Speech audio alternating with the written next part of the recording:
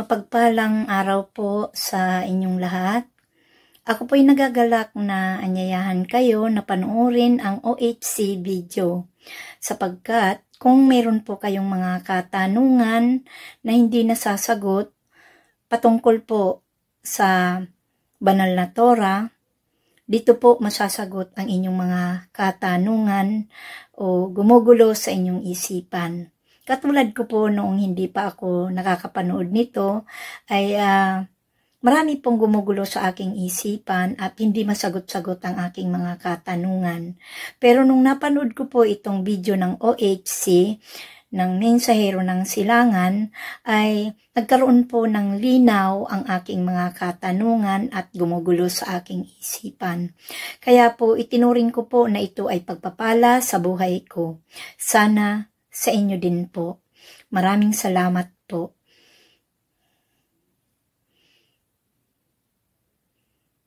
At kung kayo po ay nasiyahan at nasagot ang inyong mga katanungan sa inyong panonood, ay pakishare lang po at follow the link lang po nasa baba po. Maraming salamat po. Be blessed.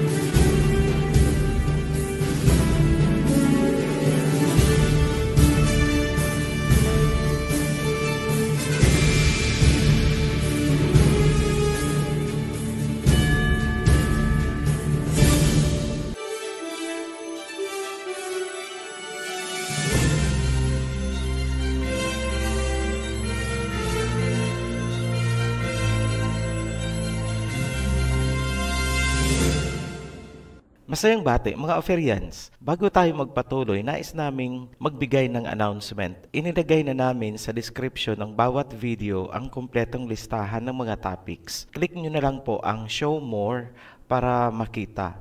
Payo namin, sundan nyo ang pagkakasunod-sunod ng mga topic para maunawaan ang flow ng buong content ng Oferian Channel. Kadalasan, ang pagkakalito ay nag-uugat dahil nilalaktawan ang mga naunang video. Nakikita namin yan sa nilalaman ng mga comment. Dumako tayo sa main topic nitong video. Gustong iparewrite o iparevise ng Government of China ang buong Biblia. Tulad ng inaasahan, magkakaiba ang mga reaksyon. Kung mapapanood nyo ang mainstream media, ito ay tinatawag nilang censorship of religious freedom at kakabit noon ay issue ukol sa mga rights.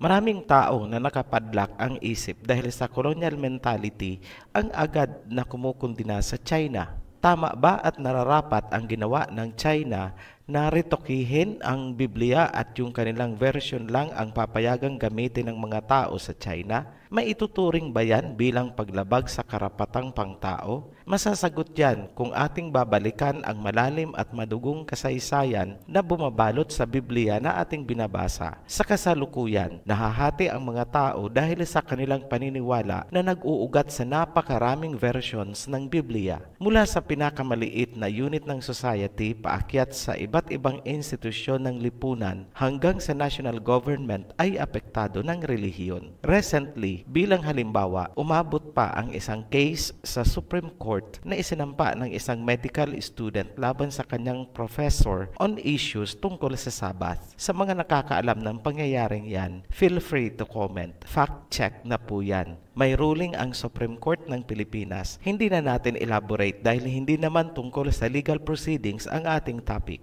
Bilang bansa, maraming pagkakataon na ang mga relihiyon bilang grupo ay gumagalaw at naglalayon na impluwensyahan o dili kaya ay kontrolin ang pamahalaan. Hindi yan nakapagtataka dahil mula sa simula, sinakop ng mga dayuhan ang ating lupain gamit ang relihiyon at Biblia. Huwag magbulag-bulagan tungkol sa totoong history ng ating bansa. Fact check na rin po yan. Ayan ang monumento ni Rizal. Bakit nagkaroon ng malawakang inquisition sa Europe na nagresulta sa kamatayan ng 100,000 tao. Huwag na po milyon, 100,000 na lang. Bakit nagkaroon ng mga martyrs na sinunog ng buhay? Bakit nagkaroon ng mga binitay? Ano ang kinalaman ng Biblia sa madugong kasaysayan? Kapag naunawaan mo yan, saka mo lang pwedeng husgahan kung tama ba o mali ang gagawin ng China na i-rewrite ang Biblia. Sa muli, tahasan naming sinasabi na tanging mga taong may malawak at matalas na kaisipan ang makakaunawa sa aming ilalahad. Hindi kami umaasa na ito ay uunawain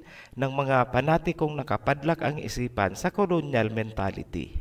Don't get us wrong, huwag masamain ang mensahe ng video na ito. Hindi namin sinasabi o ipinahihiwatig man lang na huwag kayong maniwala sa Biblia. Ito ay isang analysis kung tama ba ang gagawin ng China na i-rewrite o i-revise ang Biblia para sa kanilang mga tao. Ang kasagutan dyan ay matatagpuan sa kasaysayan o pinagdaanan ng Biblia bago napunta sa ating mga kamay. Simulan natin sa ancient time. Ang mga original text ay nasusulat sa mga papyrus manuscripts na kagaya ng Dead Sea Scrolls na natagpuan noong November 1946, February 1947, at 1956. Ang mga original manuscripts ng Old Testament ay nasusulat sa isang native dialect, ang Aramaic Hebrew. Itong Aramaic Hebrew ang lingwahe na ginagamit ng ating Mesaya sa kanyang kapanahunan. Halimbawa ay ang salitang Aba o kaya my father. Nangangahulugan lamang na ang Biblia ay pag-aari ng mga Hebrews. Gaano ba kahalaga sa mga Hebrew Israelites ang Torah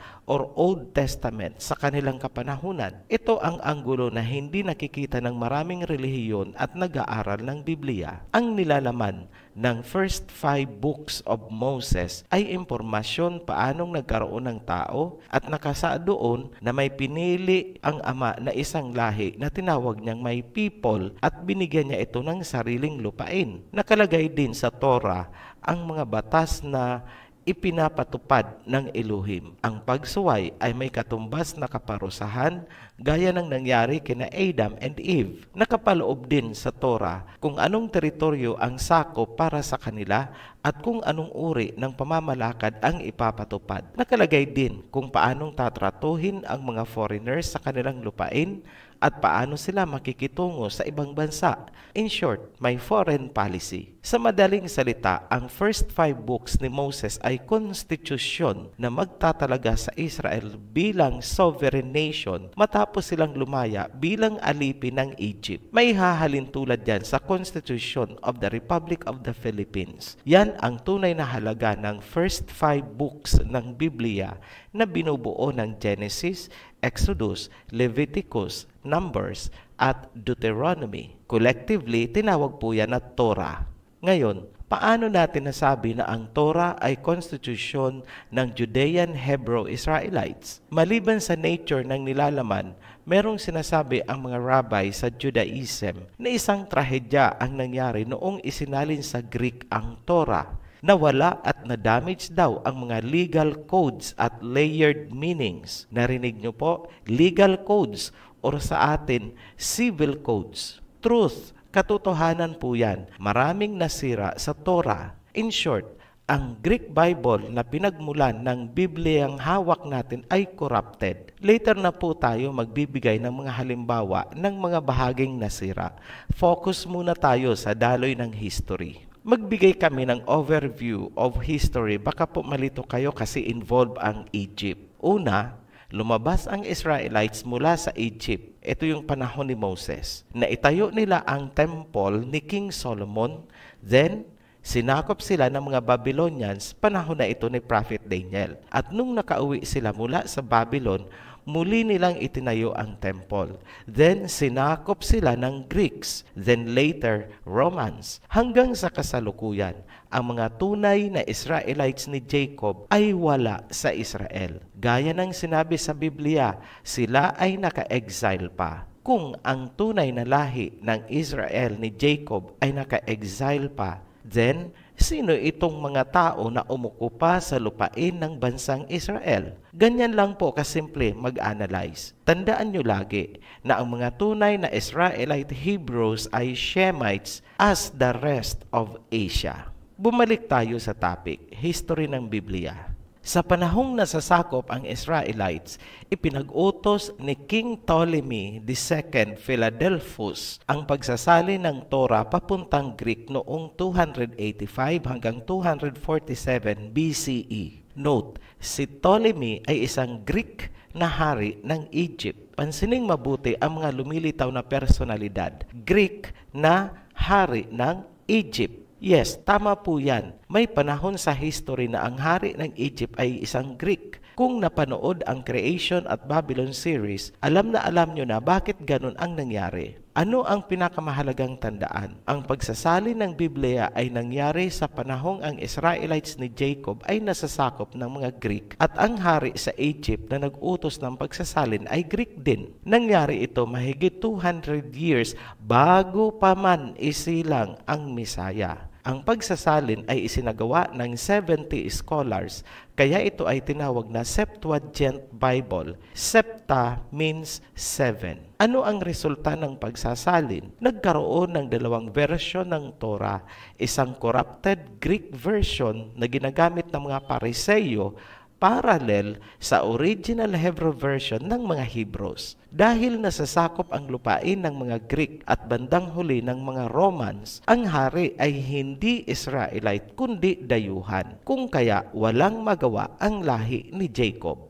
Gamitin natin ang sarili nating bansa bilang analogy o halimbawa para maunawaan ang sitwasyon. Kumbaga, ang Pilipinas ay sinakop ng mga dayuhan. Ang nakaupo sa Malacanang ay isang foreigner, hindi Pilipino. At dahil ang nagpapatakbo sa templo ay ang Malacanang, ang mga pare na inilagay ay mga foreigner din. Sila ang tinawag sa Biblia ng mga Pariseyo. Kung ma-imagine mo, nagkaroon ng complete takeover ng national government. Dayuhan na ang presidente sa Malacanang. Dayuhan ang mga pari sa templo. Dayuhan ang nagpapatakbo ng munisipyo hanggang barangay. Itong mga dayuhan ay nagkiklaim na sila daw ay mga Pilipino. Inaral nila ang ating kultura pati lingwahe. Ganyan po ang nangyari noon sa Israel ni Jacob. Parang history lang ng Pilipinas sa panahon ni Rizal. Na-imagine nyo po?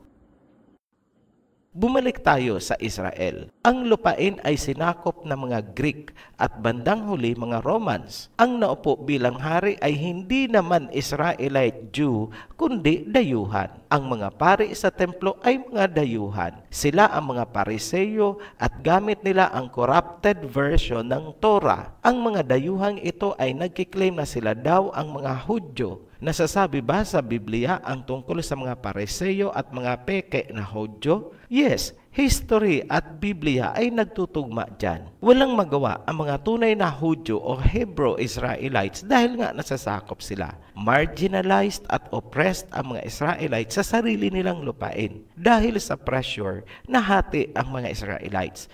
Yung mga takot sa persecution ay nagpahinuhod na lang sa mga dayuhan at sumunod sa mga Pariseyo. Ngunit ang mga faithful, patriotic o makabayan ay nanindigan at patuloy na nakikibaka laban sa mga dayuhan na nakapwesto sa palasyo at sa templo. Ganyan ang sitwasyon na inabutan ng Misaya. Dahil inaral ng mga dayuhan ang Torah, alam nilang may hinihintay na Misaya ang mga Israelites na magiging hari ng Israel, King of the Jews. Kaya threatened at nagpanik sila noong isilang ang Misaya. Alam nilang natutupad na ang prophecy. Isinilang na ang hari ng mga Hudyo. Mauunawaan nyo, bakit ipinapatay ni Herodes ang lahat ng lalaking sanggol 2 years old pababa para mapatay ang future king ng mga Israelites. Tandaan nyo na itong mga Pariseyo ay mga dayuhan. Hindi sila lahi ng Jacob Israel. Ngayon nyo mauunawaan, bakit gano'n na lang kung tuligsain ng Misaya ang mga Pariseyo. Basahin nyo sa Matthew chapter 3 verse 7. But when he saw many of the Pharisees and Sadducees come to his baptism, he said unto them,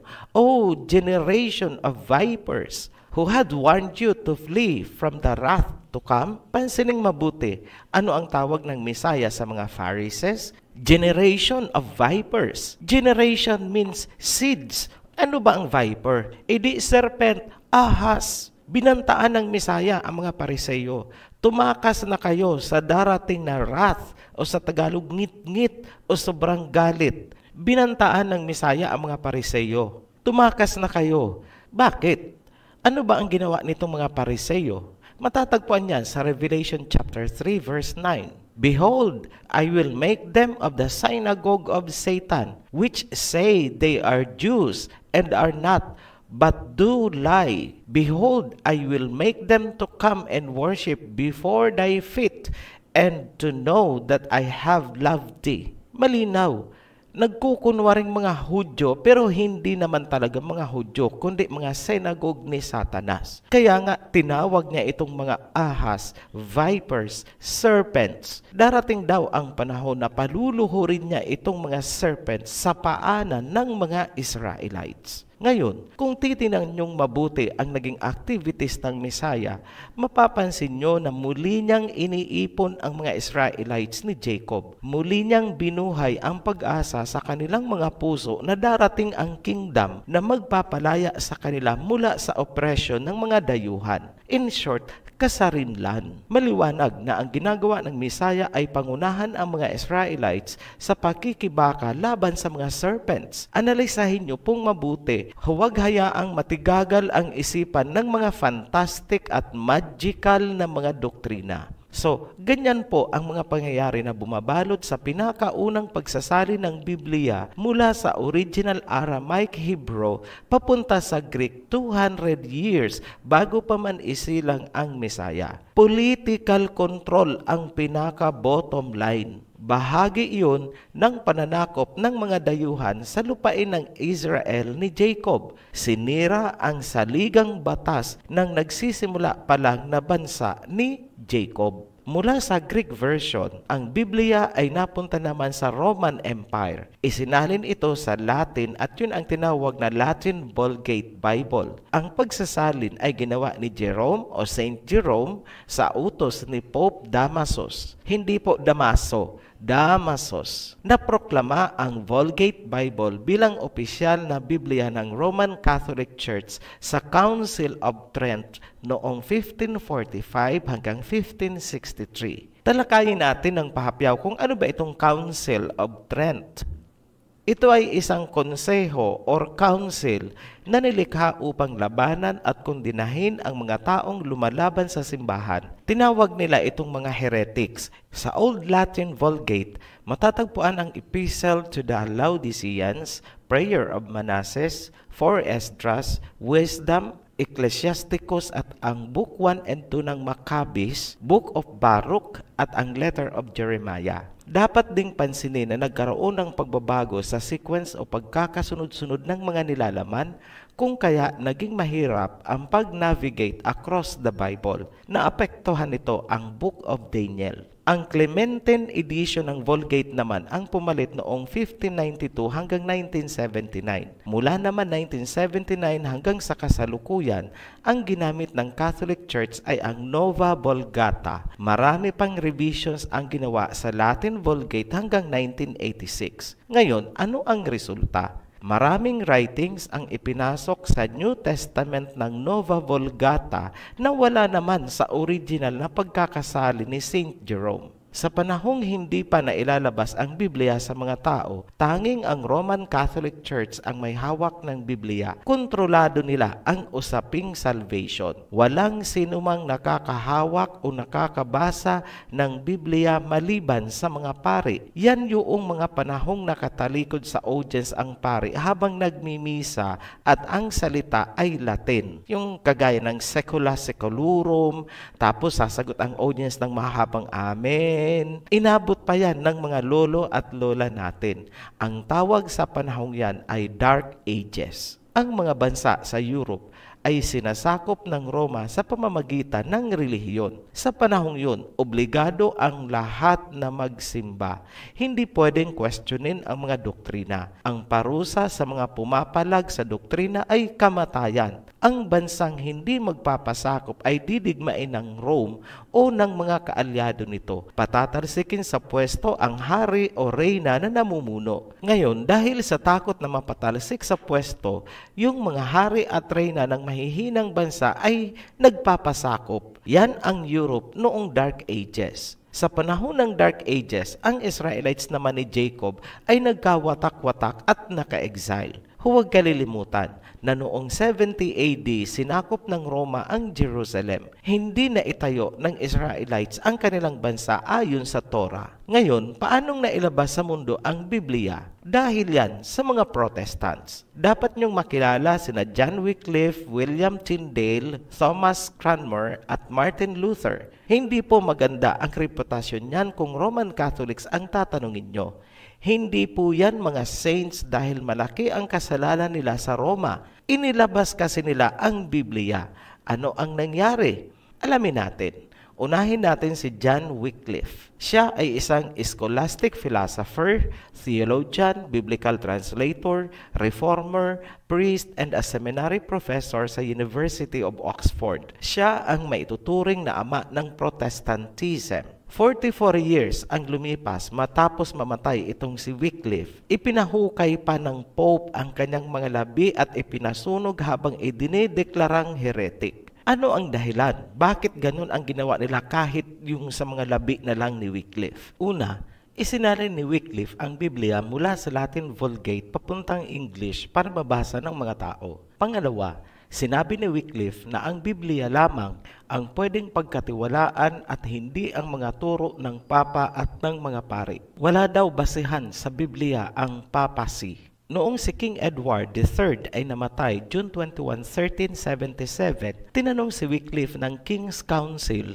kung nararapat lang ba na itigil na ng England ang pagbabayad sa Rome ng homage or taxes. Ang sagot ni Wycliffe ay, yes, nararapat lang na itigil na ang pagbabayad sa Rome. Yan ang pinakamalaking kasalanan ni Wycliffe sa Roman Catholic Church. Namatay si Wycliffe noong December 31, 1384. Makalipas ang 44 years, kinumpirma ni Pope Martin V ang isang kautusan. Ipinahukay ang labi ni Wycliffe at noong 1428, ipinasunog ito habang binabasahan ng eternal condemnation. Ang abo ay ipinaanod sa River Swift.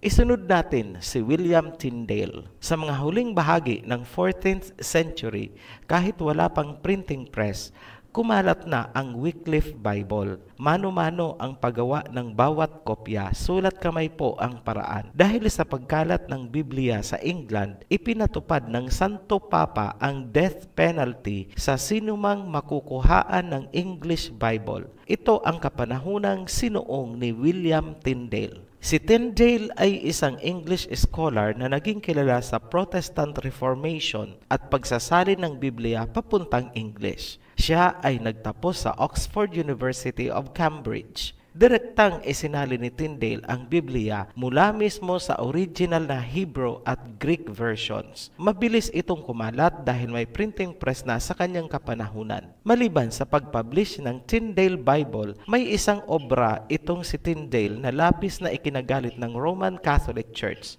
Yun ay ang kanyang The Obedience of a Christian Man. Sinabi niya sa kanyang obra na ang heads of state ng bawat bansa ang dapat na mamuno sa simbahan at hindi ang Papa ng Roma. Ang sinabing ito ni Tyndale ang naging basehan na King Henry VIII na tuluyan nang mag-break away ang Church of England mula sa kontrol ng Roman Catholic Church noong 1534. Ito ay labis na ikinagalit ng simbahan. Ipinabitay nila si Tyndale habang sinusunog.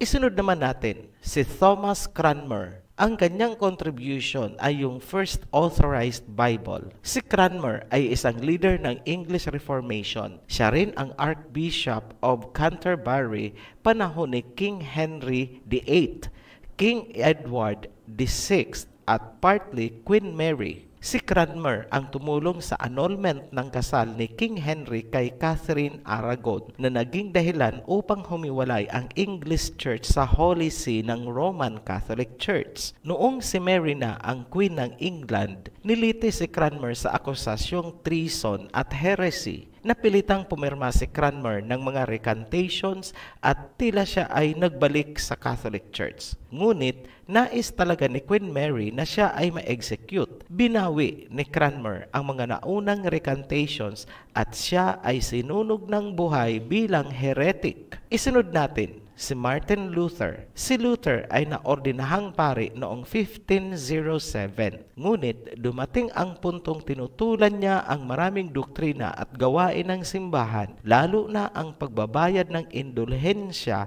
bahagi ng doktrinang purgatorio. Hiniling ng simbahan kay King Frederick III na isurrender sa kanila si Martin. Ngunit tumanggi ang hari. Bagkus hiniling nito na gawin ang paglilitis kay Luther sa Wittenberg para masigurado ang kanyang kaligtasan. Matapos ang paglilitis, itinago ng hari si Luther sa Wartburg Castle. Sa kwartong ito, ginawa ni Luther ang pagsasalin ng New Testament sa German language. Hindi sinapit ni Martin Luther ang malupit na kamatayan dahil itinago siya na King Frederick ng Germany. Ang mga followers niya ay nabuo at tinawag na Lutheran Church, although sinasabi ni Martin na mas nararapat daw ang salitang Evangelical Church. Yan ang mga natatanging personalidad na lumaban sa simbahan noong Dark Ages.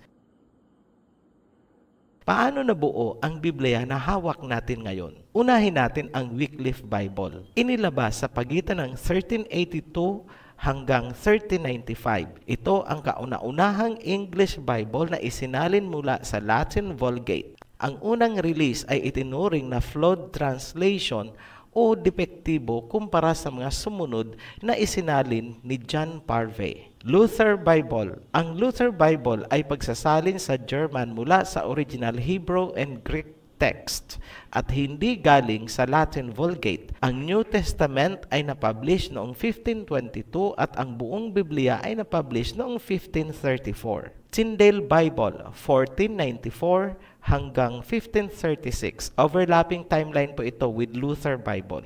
Ito ang kauna-unahang English Bible na direktang isinalin mula sa Hebrew at Greek. Hindi talaga natapos ni Tyndale ang pagsasalin dahil siya nga ay na-execute na. Ang kanyang natapos ay ang buong New Testament at bahagi ng Old Testament. Ang nagpatuloy ng pagsasalin ay si Miles Coverdale. Maraming ginamit na sources si Tyndale tulad ng Erasmus Greek New Testament, Erasmus Latin New Testament at Luther's German version at ang Vulgate. Matthew Bible. Ang Matthew Bible ay ipinalimbag noong 1537 ni John Rogers, isang clergyman. Ang Matthew Bible ay ang pinagsamang New Testament hanggang sa bahagi ng Old Testament na natapos ni William Tyndale. Ang bahaging hindi natapos ni Tyndale dahil sa kanyang pagkamatay ay tinapos ni Miles Coverdale mula sa German Luther Bible at Latin Vulgate. Ganyan nabuo ang Matthew's Bible kasama ang Apocrypha. So kung susuriin, lumalabas na malaking bahagi ng Matthew Bible ay galing pa kay Tyndale. Sumunod ang Great Bible, 1539. Ito ang unang bersyon na otorisado ni King Henry VIII ng England upang basahin ng malakas sa mga services ng Church of England. Malaking bahagi ng Great Bible ay galing pa rin sa Tyndale Bible. Geneva Bible, 1557 hanggang 1560. Ang Geneva Bible ay direktang isinalin ng mga reformist mula sa original Hebrew and Greek scriptures. Ito ang pangunahing English Bible noong 16th century Protestantism at ginamit pa ito ni William Shakespeare. Ang Geneva Bible ang isa sa pinakaunang Biblia na nakarating sa Amerika, dala ng Mayflower passengers papunta sa New World. Para sa hindi alam, itong Mayflower, ito po yung barko na sinakyan ng mga separatist mula sa England papunta sa lugar na tinawag natin ngayong United States of America. Ibig sabihin, ang mga Americans ay mula sa England separatist groups. Sila ay mga Europeans. Ang sumunod na Bible versions ay ang Bishop's Bible. Note, hindi na po natin isasama ang mga minor versions na hindi gaanong significant ang impact sa history. Ang Bishop's Bible ay unang inilabas noong 1568, na revised noong 1572 at 1602. Ang Bishop's Bible na inilimbag sa ilalim ng authority ng Church of England ang ipinalit sa Great Bible at Geneva Bible. Ang 1602 revised version ang ginamit na base text ng King James Bible na inilimbag naman noong 1611. Pag-usapan naman natin ang King James Bible published noong 1611. Ang King James Version ay authorized ni King James VI para gamitin ng Church of England. So, bali, ito na ang pangatlong version na tinangkilik ng England. Una ay ang Great Bible, pinalitan ng Bishop's Bible, at nitong huli ang King James Bible. Ang original King James Bible ay nagtataglay ng 39 books of the Old Testament, 14 books of the Apocrypha, 27 books of the New Testament. Total, 80 books. Ang pagsasalin ay isinagawa ng 47 Bible scholars na binuo sa Hampton Court Conference noong 1604. Ngayon, ano ang dapat alamin tungkol dito sa King James Bible? May bilin si King James sa mga magta-translate ng King James Bible.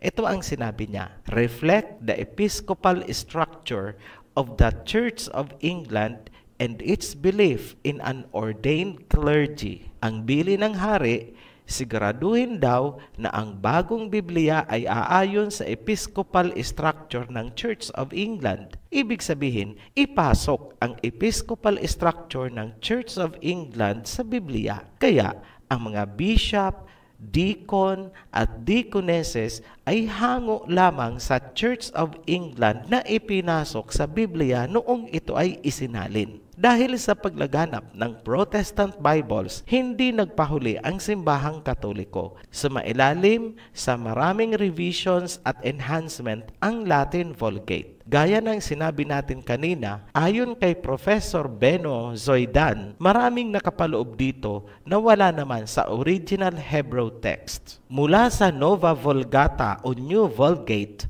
lumabas ang English version at tinawag na Douay-Rheims Bible. Yan po ang very brief history kung paano tayo nagkaroon ng Biblia. Lumalabas na sa kasalukuyan, ang Biblia natin ay maaaring pro-Catholic o dili kaya ay Protestant. Lahat ng mga salin mula sa King James ay Protestant Bible. Lahat naman ng salin mula sa Douay-Rheims ay Catholic Bible. Lahat yan ay may mga pagkakaiba. Lahat yan ay nagkiklaim na yan daw ang inspired by the Holy Spirit. Ganon din ang mga relihiyon na ang mga doktrina ay hango dyan sa mga versions na yan. Lahat sila nagsasabi na sila daw ang kinasihan ng Holy Spirit. Looking back sa madugong kasaysayan ng Biblia, habang ito ay ginagamit bilang political control sa pamamagitan ng relihiyon, alin sa tingin nyo ang totoong inspired by the Holy Spirit? Kung kami ang tatanungin, ang sagot namin dyan ay wala sa kanila. Ang tinutukoy na inspired ay ang original Hebrew manuscripts na sinulat mismo ng mga propeta at ang mga translations na walang binago sa tunay na nilalaman ng original. Isang palatandaan kung inspired nga ng Holy Spirit ang hawak mong Bible ay naandyan dapat ang tunay na pangalan ng Elohim. Kung wala dyan sa Bibliang hawak mo at ang nakalagay dyan ay mga pangalan ng mga paganong Diyos-Diyosan, wag mong sasabihin na yan ay inspired by the Holy Spirit. Corrupted ng mga pagano ang hawak mong Biblia. Ngayon, kung ang Biblia ay dumaan sa maraming pagsasalin, nagkaiba-iba ang mga versions, kung kaya nagkaroon ng mga kaguluhan at pagkawatak-watak ng mga relihiyon, hindi ba nararapat na ito ay ibalik sa dati? Sino ang higit na may karapatan na magsagawa ng pagtutuwid? Walang iba kundi ang mga Hebrews, dahil ang Biblia ay Hebrew. Pagtutulungan yan na maibalik sa dati ng lahi ni Peleg at Joktan. Walang iba. Ano ang sinasabi ng Biblia tungkol sa pagre-revise ng Bible para maibalik ito sa dating anyo? Zephaniah chapter 3 verse 9. For then will I return to the people a pure language, that they may all call upon the name of the Elohim to serve Him with one accord. Napansin niyo po? Ibabalik ang pure language para maibalik ang tunay na pangalan ng Elohim para ang mga believers ay magsasamba in one accord. So anong ibig pong sabihin nito? Aalisin ang paganong pangalan na sinasamba ng mga relihiyon.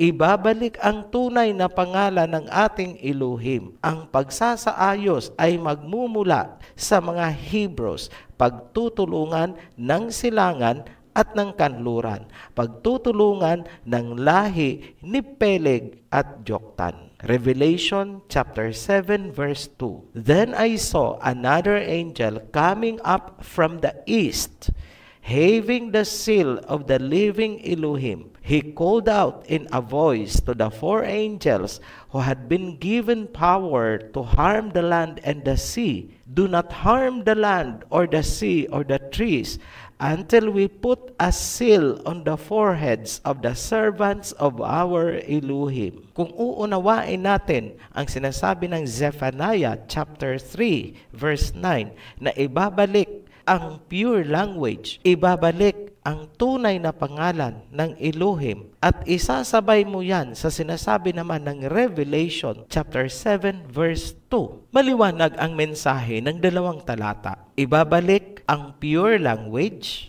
maibabalik ang pangalan ng Elohim sa Biblia, magkakaroon ng pagtatatak sa foreheads. Ano ang itatatak sa foreheads ng mga taong true believers?